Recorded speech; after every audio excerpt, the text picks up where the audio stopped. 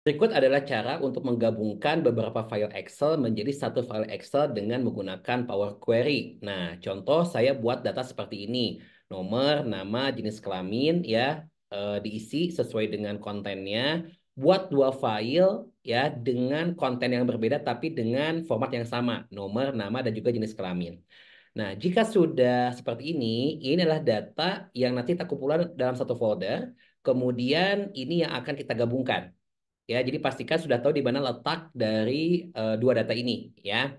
Kemudian untuk melakukannya, klik tab data, kemudian klik get data query, ya, seperti yang tertampil dalam layar ini.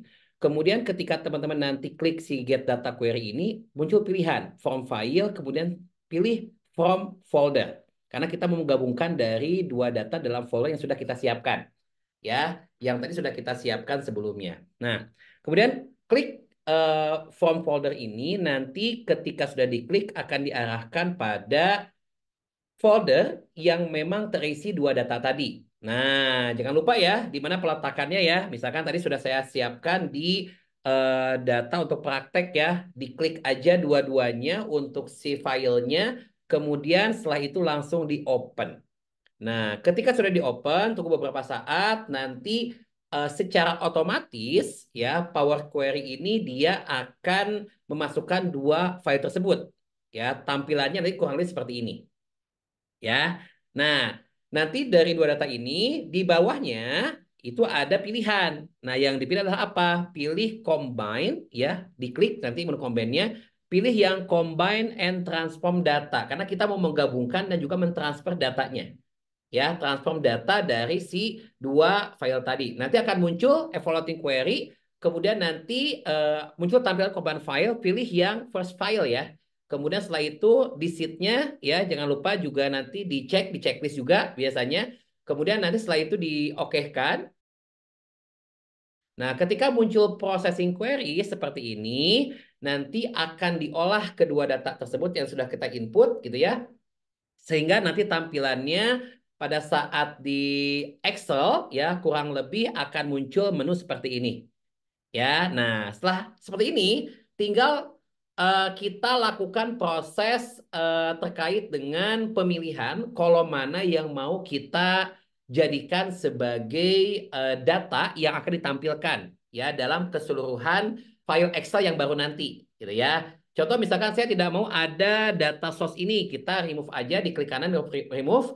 Kemudian setelah itu teman-teman nanti tinggal langsung aja di close ya, and load. Tapi pilihnya di close and load to mana nih? Nah, kalau misalkan mau di new worksheet, diklik aja new worksheet-nya, kemudian diokekan.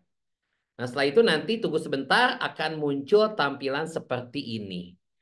Nah, berarti ini sudah tergabungkan ya dari dua file menjadi satu file nih di Excel-nya. Nah, sekarang pertanyaan gini, Coach, kalau misalkan nanti gitu ya, kita mau melakukan yang namanya perubahan data atau penambahan data gitu ya, atau pengurangan data, bisa nggak? Bisa. Misalkan dari file yang dua tadi tuh salah satunya kita tambahkan deh ya, tambahkan nama lain nih, jadi empat nih ya. Nah, misalkan kita tambahkan seperti ini, nah nanti jangan lupa di save ya setelah kita tambahkan sesuai dengan formatnya. Nah, kalau udah di-save, nah nanti pada saat kita masuk ke file berikutnya, yang file yang tadi sudah kita gabungkan ya, itu tinggal dilakukan refresh aja. Klik kanan refresh, atau nanti masuk ke data, masuk ke refresh all gitu ya. Nah, nanti lihat ya, ini sudah muncul nama baru yang kita update dari file yang Excel 1 ya, yang sudah tadi kita tambahkan juga. Nah, kira-kira seperti itu ya. Jadi kalau misalkan kita mau melakukan yang namanya perubahan lagi ya tinggal kita lakukan perubahan di data sumbernya. Nanti tinggal di refresh, refresh nanti akan terupdate di file yang sudah kita gabungkan. Nah, itulah caranya dengan Power Query.